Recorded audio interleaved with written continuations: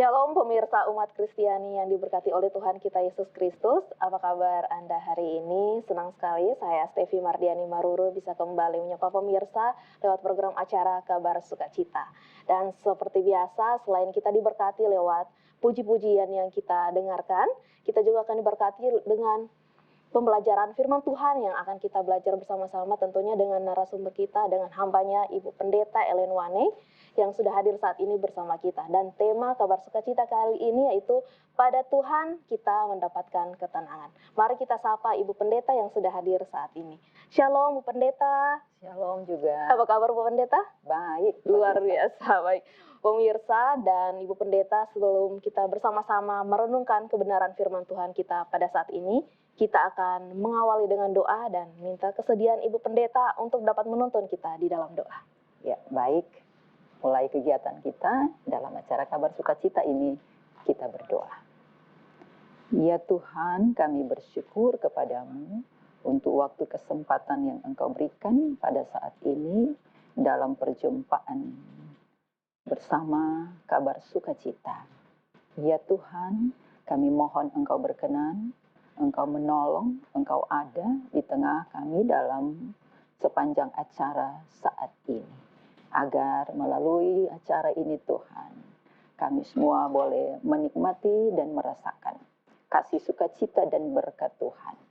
Kami akan semakin dikuatkan dan diteguhkan dalam hidup, dalam iman, dalam percaya kami kepadamu. Berkati kami semua yang mengisi acara Kabar Sukacita saat ini. Dalam nama Tuhan Yesus kami berdoa. Amin. Amin. Kita bisa lanjutkan dengan pembacaan Pendeta. Ya, terima kasih. Bacaan Alkitab pada saat ini saya ambil dalam Mazmur 62 ayat 1 sampai 9, demikian berkata. Tenang dekat Allah saja. Untuk pemimpin penyanyi, menurut Yedutun, Mazmur Daud. Hanya dekat Allah saja aku tenang, dari Dialah keselamatanku. Hanya Dialah gunung batuku dan keselamatanku, kota bentengku, aku tidak akan pernah goyah. Berapa lama lagi kamu sekalian hendak menyerbu seseorang, bahkan hendak menggempurnya, seperti terhadap dinding yang miring, terhadap tembok yang hendak roboh? Sungguh, mereka merancang untuk menghempaskan dia dari kedudukannya yang tinggi. Mereka yang suka berdusta dengan mulutnya, mereka memberkati, tetapi dalam hatinya mereka mengutuki. Berdiam diri di hadapan Allah saja, hai jiwaku, sebab dari Dialah harapanku. Hanya Dialah gunung batuku dan keselamatanku, kota bentengku, aku tidak akan goyah. Pada Allah terletak keselamatanku dan kemuliaanku, gunung batu kekuatanku, tempat perlindunganku pada Allah. Percayalah kepadanya setiap waktu, hai umat. Curahkanlah isi hatimu di hadapannya. Allah ialah tempat perlindungan kita. Ya, Amin. demikian. Ya, Bu Pendeta dan pemirsa, dalam tema kita saat ini dan pembacaan pada Mazmur 62, kira-kira apa yang menjadi dasar pengambilan tema kita dengan pembacaan saat ini, Bu Pendeta? Ya, terima kasih. Saya tentu sangat merasa bahwa tema ini berangkat dari apa yang sedang kita hadapi dan rasakan saat ini. Ya. Tema ini tentang ketenangan, bagaimana kita mendapatkan ketenangan. Ya. Tentu situasi kita saat ini secara jujur tidak dalam keadaan baik-baik. Sangat-sangat tidak baik. Kita sedang menghadapi banyak persoalan, krisis. Ya. Dari semua sisi hidup kita. Diri kita pun banyak. Dari sekitar kita, dari lingkungan, bahkan kehidupan dunia begitu sangat membuat kita, anak muda bilang galau, sangat-sangat membuat kita galau, susah di tengah situasi saat ini. Ya, tentu situasi yang begitu menyulitkan untuk kita saat ini, inilah yang bagi saya begitu tertarik mengapa kita harus melihat betapa pentingnya ketenangan hidup ini. Dan dari mana kita dapat, kepada siapa kita mendapatkan ketenangan. Dan kita menjadi diingatkan siapa kita. Kita bukan orang hebat dan seperti apa. Saya kira ini yang menjadi dasar mengapa saya mengangkat tema ini. Tentulah dari tema ini kita mau berpijak atau mendasarinya dengan firman, menjawabnya menurut firman. Itulah alasan. Iya, dan membuat Bu Pendeta, kalau kita lihat di pembacaan ini, bagaimana konteks dasar sehingga terjadilah penulisan Mazmur 62 ini. Kalau kita lihat ini tentang bagaimana kita dekat dengan Tuhan, adanya ketenangan itu, Bu Pendeta. Iya, makasih. Tentu bacaan ini adalah bagian Mazmur yang ditulis oleh Daud. Ya.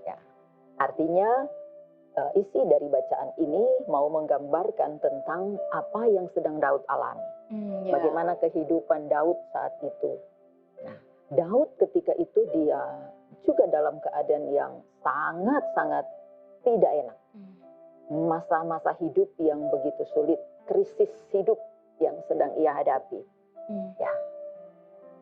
Walaupun memang dalam bagian ini tidak menjelaskan secara gamblang, tetapi dalam bacaan ini di ayat yang kita baca tadi, ketika kita baca di ayat 4 sampai 5, sedikit kita menggambarkan dan di sana mau mengarahkan kita bahwa Daud ketika itu dia bahkan dari lingkungan keluarganya sendiri, anaknya sendiri, berusaha menjatuhkan dia. Oh, Ya, Absalom, iya. ya, anaknya.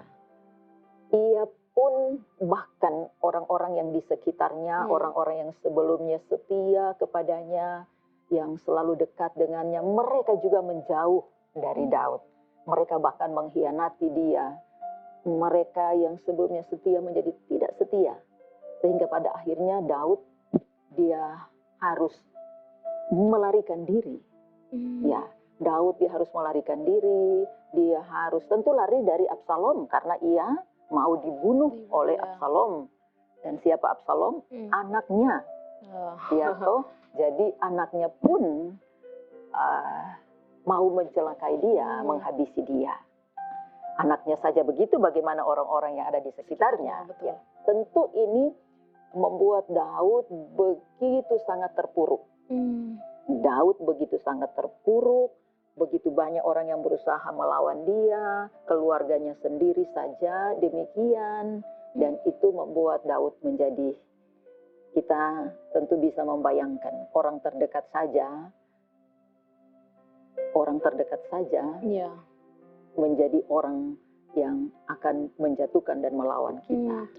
Ya, tentu situasi inilah yang membuat lahirlah ungkapan-ungkapan yang disampaikan oleh Daud dalam bacaan kita, Mazmur 62 ini. Ya, memang Mazmur ini begitu sangat membuat kita sangat tersentuh. Bagaimana Daud mengungkapkan isi hatinya, bagaimana Daud mengungkapkan perasaannya. Nah, sehingga ayat 9 itu kan akhirnya dia katakan curahkanlah. Ini menggambarkan bagaimana Daud akhirnya seperti yang ia lakukan, mencurahkan semua beban hidupnya kepada Tuhan. Iya, ini menarik sekali Bu Pendeta, karena pada posisi Daud, kita sebagai manusia pasti tidak akan sanggup Bu Pendeta. Begitu orang yang terkasih yang kita sayang ternyata mau membunuh kita, mau menjebak kita. Nah, ini pada ayat yang pertama dan kedua, kalau kita lihat Bu Pendeta, Daud menggambarkan Tuhan itu sebagai batu karang dan keselamatan. Gunung batu. Begitu tenangnya Daud pada saat itu Bu Pendeta. Bagaimana sampai bisa Daud begitu tenang dan menggambarkan Allah itu sebagai gunung batu dan keselamatannya. Iya. Ayat 2 dan ayat 3 ini menggambarkan tentang bagaimana Daud pada akhirnya ia memilih dan memutuskan dekat dengan Allah. Untuk mendekat kepada Allah, mendekat kepada Tuhan. Mengapa? Mengapa dia memilih begitu? Itulah yang ia katakan. Dialah keselamatanku, dialah gunung batuku, dia kota bentengku, aku tidak goyah. Daud menyampaikan tentang Tuhan sebagai gunung batu, dia sebagai kota bentengku, dan seterusnya. Tentu di sini mau menggambarkan tentang Tuhan.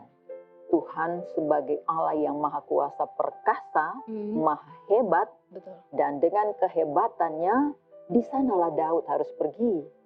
Ke sanalah Daud harus pergi, ke gunung batu. Iya, meskipun dengan situasi yang benar-benar kacau saat itu. Ke gunung batu, ke tempat dia mendapatkan keselamatan. Di sanalah dia pergi. Tentu kepada siapa? Kepada Tuhan. Karena Daud menggambarkan Tuhan sebagai gunung batu. Sebuah kekuatan, keteguhan, kekokohan. Sebenarnya di sini juga mau menggambarkan, kalau Daud menggambarkan Tuhan sebagai gunung batu, itu berarti dia menyadari dia sebagai orang yang sangat lemah, tidak berdaya. Dia mau membandingkan bagaimana dia dengan kelemahan, dengan kerapuhannya sebagai manusia. Dia melihat Tuhan. Justru Tuhan adalah gunung batu bagi Daud. Ya, Tuhan adalah sumber kekuatan, Tuhan adalah sumber keselamatan. Dia yang sedang mengalami ancaman tidak akan selamat, tetapi pada Tuhan justru dia dapatkan keselamatan. Nah, itulah. Meskipun memang benar tekanannya sangat-sangat berat Bu Pendeta. Siapa lagi yang bisa bertahan dengan tekanan? Dia mau mengadu ke siapa Bu Pendeta? Tetapi begitu Daud, kita lihat dari pembacaan dari ayat 1 sampai 5, luar biasa ada ketenangan dalam dia Bu Pendeta. Kalau kita lihat di ayat yang kelima, ini menarik sekali. Mereka yang suka berdusta, dengan mulut mereka memberkati. Nah, ini bagaimana pada saat itu suasana hati Daud pada saat itu, pendeta? Daud pada akhirnya mengakui ini bagian dari bagaimana dia mengungkapkan sebuah persoalan. Dia sadar mereka justru yang suka berdusta dan seterusnya, yang dengan mulutnya memberkati tapi sebenarnya hatinya tidak. Ya, kepada mereka pasti akan mendapatkan sesuatu. Mereka bagi Daud mengungkapkan mereka inilah dengan cara mereka mau menjatuhkan Daud. Ya, seperti musuh dalam selimut berarti pendeta. Tentu artinya di sini Daud dia sangat tahu bagaimana orang-orang dan apa yang ia jalani, apa yang ia rasakan. Begitu teganya mereka. Mulut mereka begitu baik bahkan memberkati, tetapi sebenarnya tidak. Iya kan? Jadi ini adalah sesuatu yang begitu sangat menusuk bagi Daud. Teganya, orang-orang kalau dia dengan mulutnya memberkati berarti itu gambaran dari orang-orang yang dekat dengan Daud. Orang-orang yang sangat dekat dengan Daud, tapi justru mereka sebenarnya merancang-rancang untuk mencelakai Daud. Itulah. Tetapi pada akhirnya kan dia balik. Daud balik mereka, lalu ayat selanjutnya. Tapi pada akhirnya ketika ia katakan dekat dengan Allah, itu berarti dia kembali kepada di manakah dia mendapatkan jawaban atas persoalan hidup yang sedang ia hadapi saat ini. Nah, ini sebenarnya menarik sekali Bu Pendeta. Tentunya Absalom pada saat itu anaknya yang terkasih, kenapa sampai bertindak mau membunuh ayahnya sendiri dan situasi orang-orang terdekatnya mau mencelakai dia. Bagaimana Bu Pendeta? Sebenarnya situasi apakah ada terjadi situasi politik atau bagaimana pada saat itu Bu Pendeta? Jangan dulu jawab Bu Pendeta, kita akan lanjutkan lagi. Pemirsa jangan kemana-mana, tetap bersama kami di Kabar Sukacita.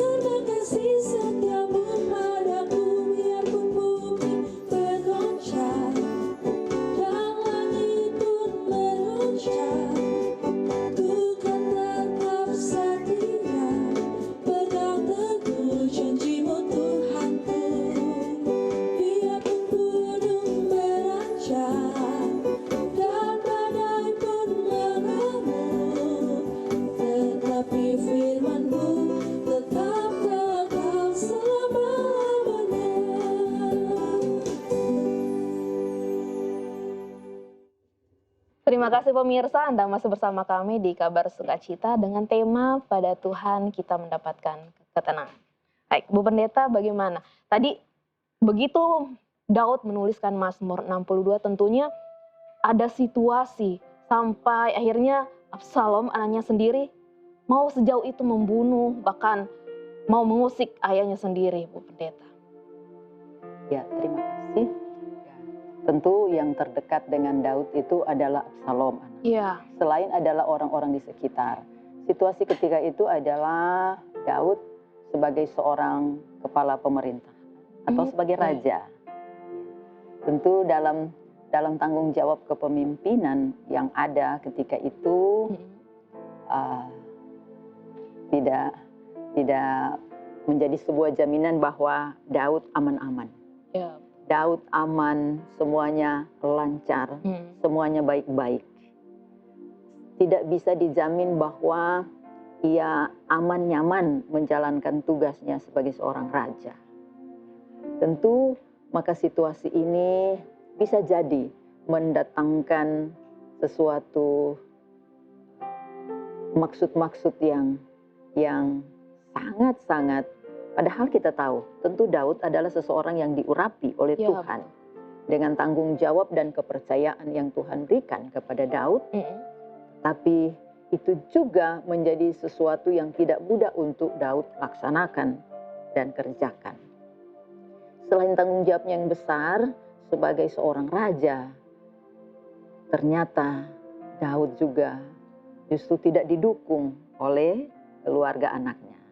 Itu berarti dari situasi ini kita melihat kemungkinan bahwa Absalom sangat ingin kemungkinan menggantikan ayahnya kan, Daud.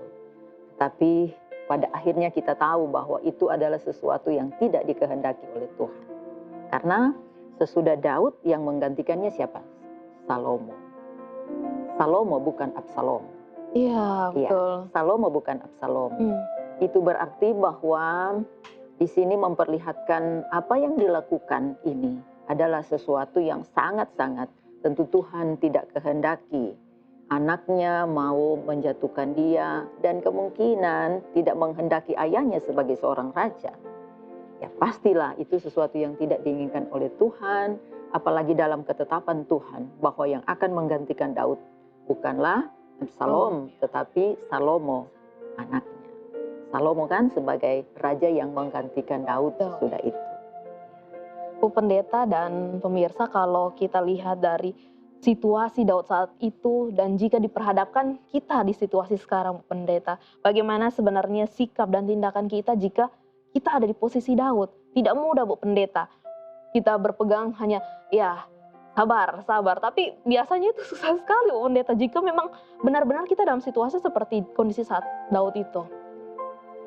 Memang seperti saya katakan awal, kalau kita mau melihat situasi kita sekarang, nah, bagaimana Daud, kita tentu harus melihat sebuah keteladanan Daud dengan bagaimana kita berhadapan dengan situasi kita sekarang. Situasi di mana tidak mudah kita sebenarnya untuk mendapatkan ketenangan. Betul. Mendapatkan ketenangan dalam hidup di tengah situasi yang tidak mudah, tidak baik-baik kita saat ini. Ada banyak hal yang bisa membuat kita menjadi tidak tenang, menjadi galau, menjadi bahkan mungkin saja sekarang ini banyak orang yang depresi, mengalami gangguan jiwa, gangguan mental. Sekarang kan urusan kesehatan mental ini begitu sangat urgent, sangat-sangat diperhatikan, bahkan gereja sekarang ini begitu sangat menyoroti PGI apalagi tentang bagaimana kesehatan mental kita berhadapan dengan situasi saat ini. Mental kita, iman kita, spiritualitas kita yang semakin turun. Ya tentu karena kerapuhan kita yang tidak kuat dan tidak mampu untuk mendapatkan dan merasakan bagaimana ketenangan itu ada di tengah kegalauan, di tengah situasi, di tengah banyak soal, di tengah banyak luka, di tengah banyak persoalan yang muncul, yang timbul dari diri kita, dari lingkungan, dari situasi yang sedang ada saat ini. Saya kira itu inilah yang belajar dari bagaimana Daud, tentulah kita tahu dan harus melihat apa yang dilakukan Daud. Ya, apa yang dilakukan Daud untuk menjadi sebuah pembelajaran bagi kita sekarang ini. Itulah yang terungkap dalam bagian ini kan. Apa yang dilakukan Daud menjadi sebuah jawaban juga sesuatu yang harus kita lakukan di tengah konteks kita masa kini.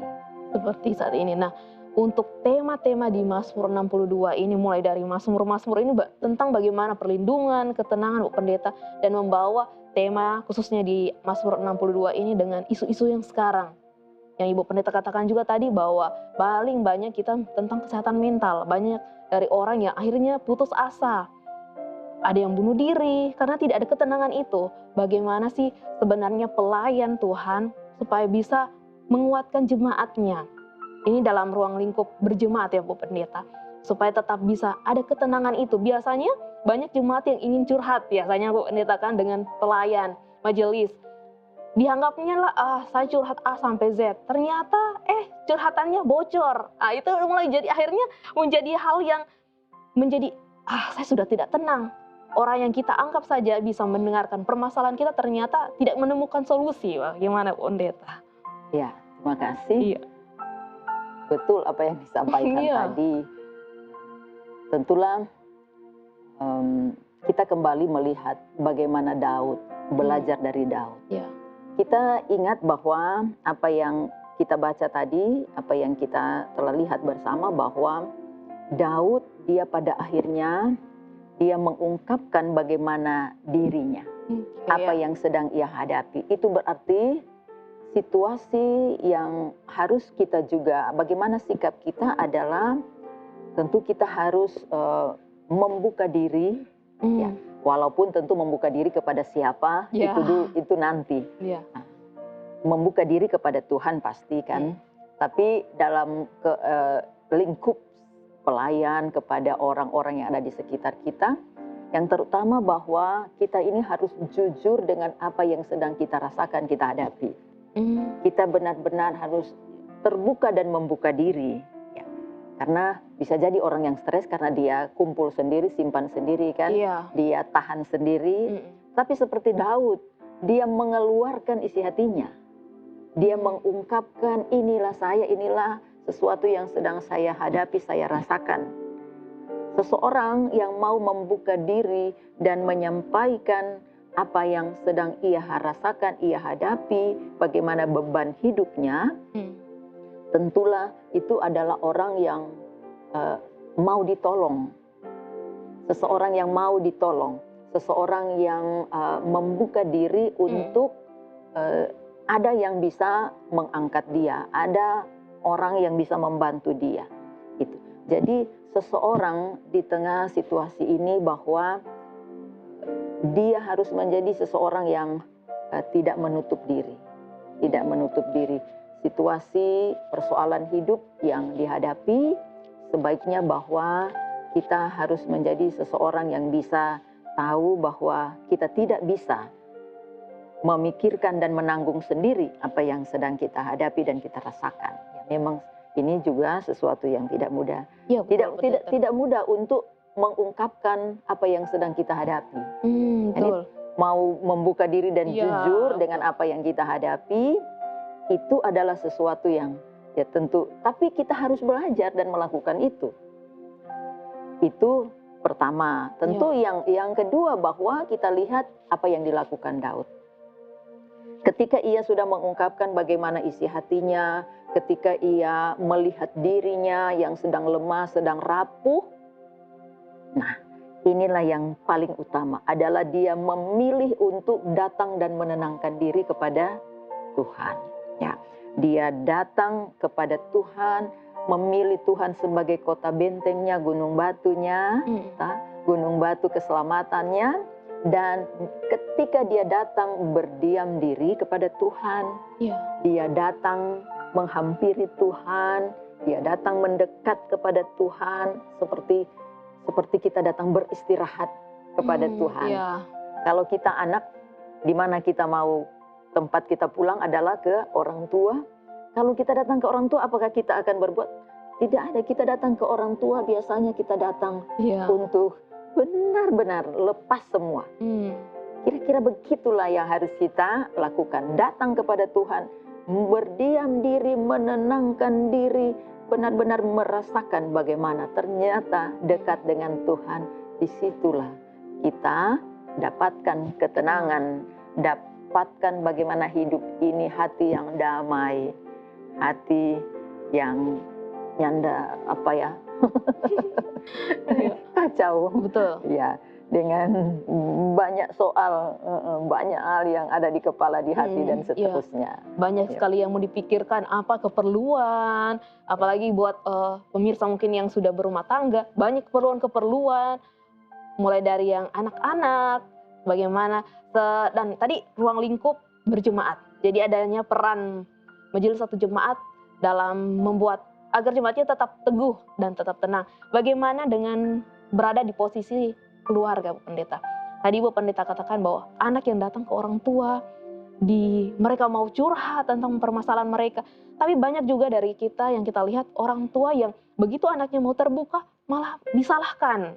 Akhirnya mereka tidak menjadi terbuka karena sudah ada penolakan dari awal. Mereka sudah disalahkan, ini gara-gara kamu, gara-gara kamu. Akhirnya tidak terjadilah namanya curhat-curhat itu, Bu Pendeta. Ya, memang bagaimana kita pertama anak keluarga itu mendapatkan dan merasakan ketenangan. Ya, betul. Tentu seperti Daud, ketenangan kalau keluarga itu menjadi keluarga yang tahu bahwa kepada Tuhan mereka dekat, mereka mendapatkan ketenangan, itu pasti menjadi sebuah keluarga yang akan menikmati bagaimana hidup penuh damai. Tetapi juga dalam keluarga itu sudah pasti bahwa dia harus menjadi keluarga yang saling terbuka satu dengan yang lain. Tidak harus menjadi orang tua yang sudah langsung dengan keputusan penghakiman, langsung memutuskan sesuatu tanpa mendengar, tanpa membuka telinga kepada anak-anak. Dan anak-anak juga jangan merasa sebagai atau berpura-pura menjadi orang yang hebat di muka orang tua, menjadi anak-anak yang kuat di muka orang tua.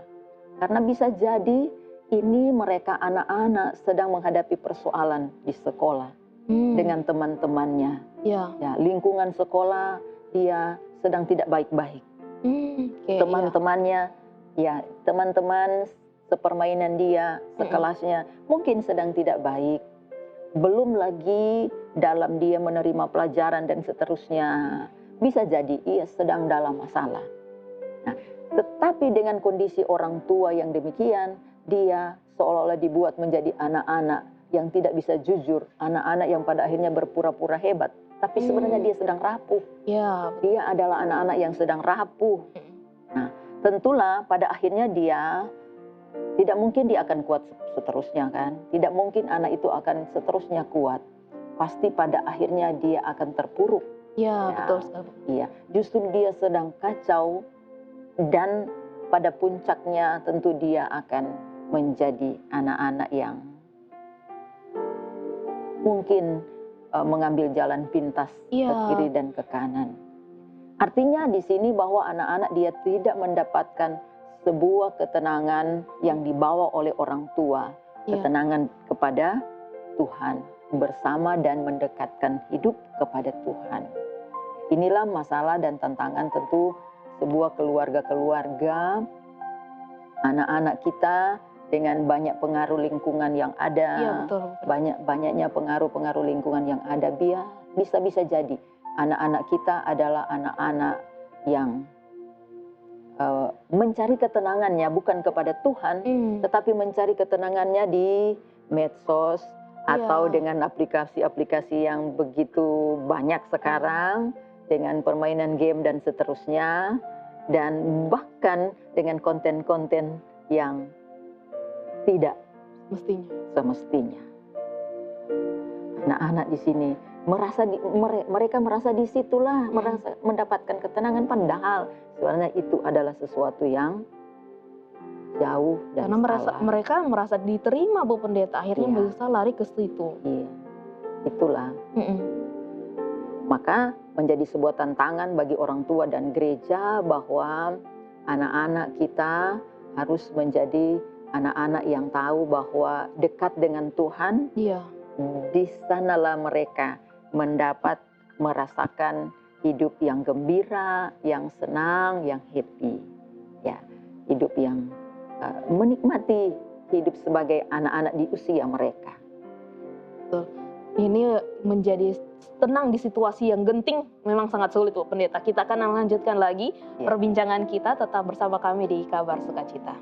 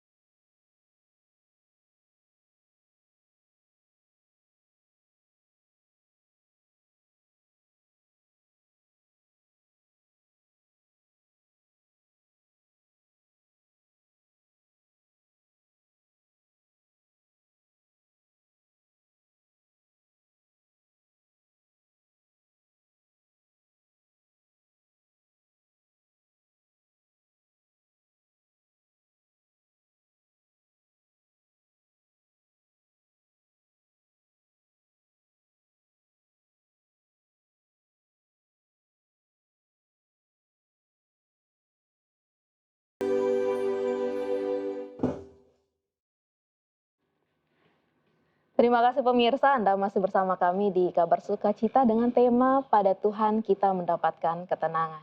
Nah, Bu Pendeta, sejauh ini kita lihat pasti Daud dengan ketenangannya pada saat itu tentunya tidak mudah, Bu Pendeta. Dan pada saat ini mungkin ada pertanyaan dari pengisi acara saat ini. Dipersilakan, mungkin ada yang ingin mau ditanyakan terkait tema kita saat ini. Tadi saya sempat ada menangkap beberapa yang sempat dibahas bagaimana kita mungkin secara pribadi, karena contohnya misalnya anak-anak yang zaman sekarang yang mungkin lebih terbiasa sendiri dari mungkin dari waktu kecil udah dikasih gadget atau apalah itu untuk sebagai distraksi, dan akhirnya itu menjadi satu-satunya teman, dan akhirnya jangankan kepada Tuhan gitu, kepada orang tua pun dia tidak bisa untuk share apa masalah dia gitu ketika dia beranjak dewasa, ketika remaja, banyak hal yang terjadi yang di luar kemampuannya untuk dia bisa pikir sendiri dengan umurnya, juga perasaannya yang sangat bergejolak gitu. Itu jadi sebenarnya pertanyaan saya, Pendeta, adakah cara, jadi ini bukan hanya untuk anak-anak tetapi kita secara pribadi gitu. Karena terkadang kita tidak bisa berharap kepada orang lain. Ada situasi-situasi tertentu, puji Tuhan kalau ada orang-orang yang bisa membantu kita di dalam ketidaktenangan kita gitu. Tetapi andai kata tidak ada satupun, misalnya orang tua atau majelis, bahkan hamba Tuhan, gereja, pada saat kita membutuhkan tidak tersedia. Itu bagaimana cara, atau mungkin ada kiat-kiat atau cara praktisnya supaya secara pribadi kita pun mau mencari pertolongan gitu kali ya, kalau bahasa psikologisnya. Baik, oke. Terima kasih. Jadi, Bu Pendeta, ini ada bagaimana situasi dengan seorang yang kalau kita katakan sekarang introvert. Nah, dia di dalam dunianya sendiri, dia tidak mau yang namanya mencurahkan isi hatinya, dia merasa bahwa saya tidak sanggup, saya mau lari kemana, begitu Bu Pendeta. Kiatnya bagaimana agar tetap bisa mengandalkan Tuhan dalam permasalahan yang dia hadapi? Ya,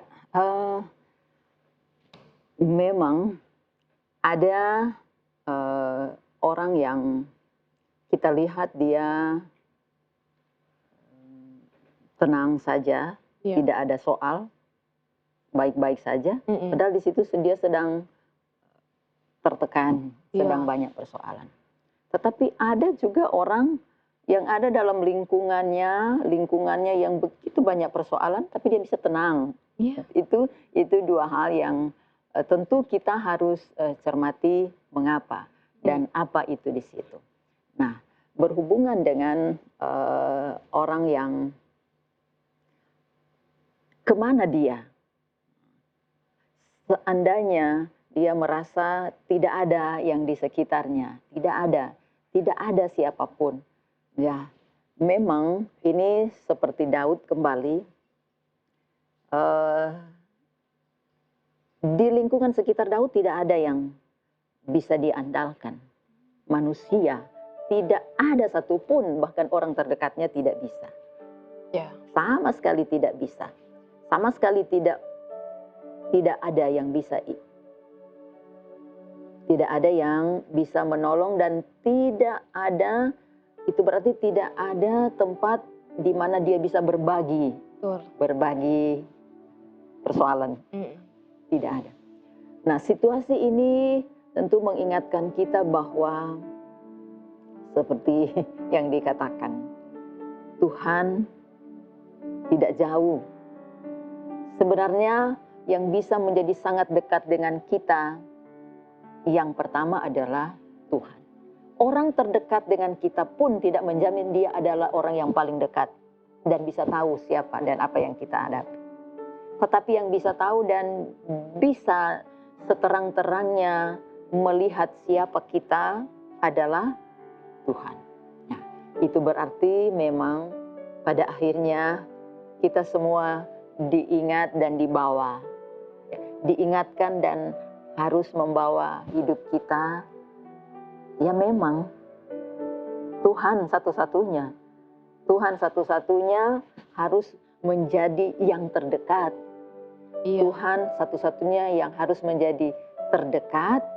Dan memang Daud bilang kan ayat 9, curahkanlah kepada manusia, kita tidak bisa mengungkapkan apapun, bahkan sekecil, sedetail, serahasia bagaimanapun, tetapi kepada Tuhan kita bisa membuka semuanya. Ya, kepada Tuhan, dan memang harus. Ya, dan memang harus kepada Tuhan yang pertama, bahkan yang pertama menjadi pendengar isi hati, pendengar segala keluhan, bukan kepada mereka-mereka yang ada di sekitar kita, bahkan teman kita sedekat apapun. Yang harus terutama yang menjadi pendengar isi hati kita adalah Tuhan. Dan itulah yang dilakukan Daud. Dan itulah yang harus kita juga ikuti saat ini. Nah, iya, jadi seperti yang dipertanyakan tadi, bahwa ada gejolak dalam diri sehingga kadang-kadang mereka mau datang ke Tuhan. Seseorang yang mendapatkan pergumulan akan datang kepada Tuhan, tapi biasanya Bu Pendeta ada rasa, Tuhan layak tidak saya? Ada pertanyaan terbesar, layakkah saya untuk bisa masuk ke hadirat-Mu? Jangan-jangan seperti nanti ada permasalahan, kata kasarnya nanti ada permasalahan baru datang kepada saya, seperti itu Bu Pendeta. Bagaimana sebenarnya tindakan praktis kita sebagai orang percaya, terus mengandalkan Tuhan dengan terus beriman, berpengharapan, sehingga ketenangan itu ada dalam kehidupan kita, Bu Pendeta. Ya, oke, terima kasih. Pada akhirnya di sini mau mengingatkan kita bahwa mendekat kepada Tuhan itu harus menjadi sebuah keputusan yang betul. utama. Mendekat kepada Tuhan itu harus menjadi langkah yang pertama.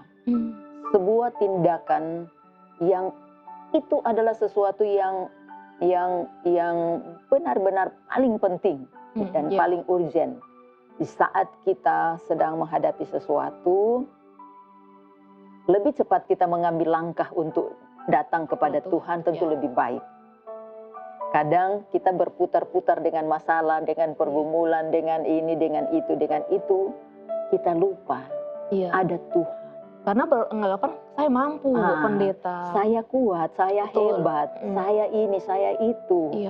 Kadang nanti di saat kita sudah tidak berdaya, sudah tidak lagi bisa apa-apa.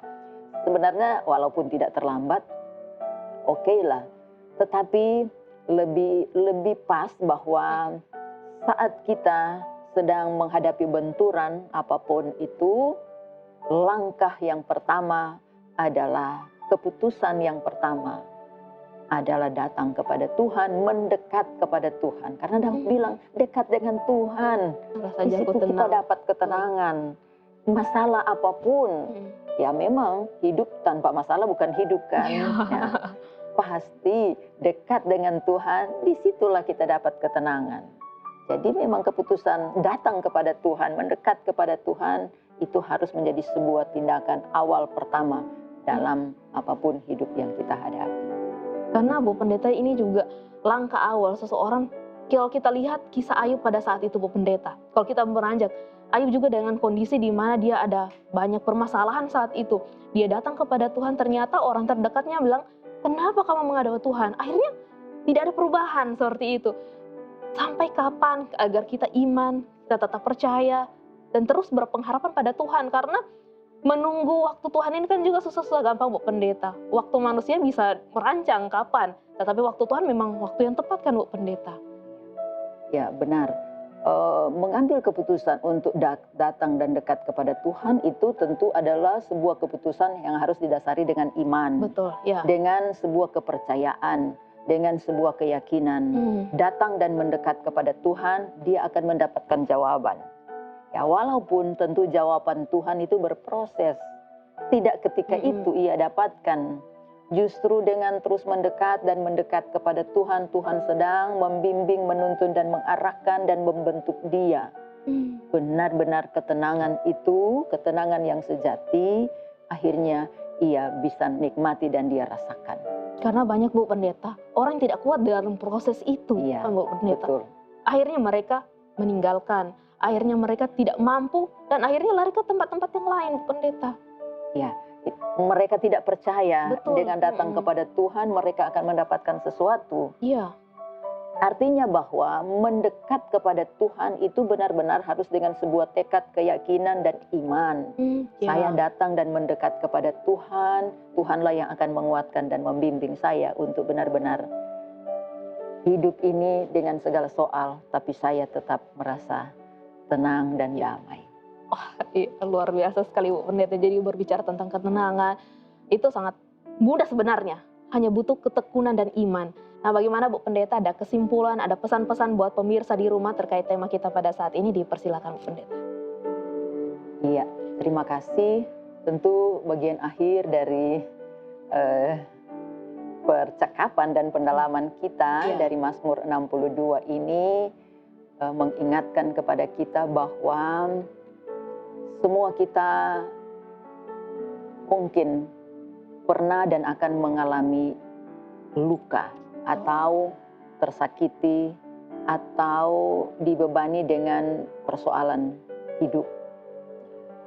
Pasti. Tetapi baiklah kita tahu dan kita mengingat bahwa di tengah luka dan persoalan itu kita tahu kemana kita harus pergi. Kemana kita harus datang. Kepada siapa kita harus pergi. Seperti Daud adalah datanglah kepada Tuhan.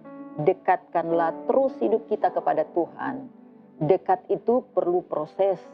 Tidak hari ini kita dekat, lalu 1 bulan ini lewat. Tetapi benar-benar mendekatkan diri kepada Tuhan butuh sebuah ketekunan dan sebuah tindakan yang sangat serius. Terus mendekat kepada Tuhan, pasti di situ kita mendapatkan sebuah ketenangan hidup, ketenangan iman kita.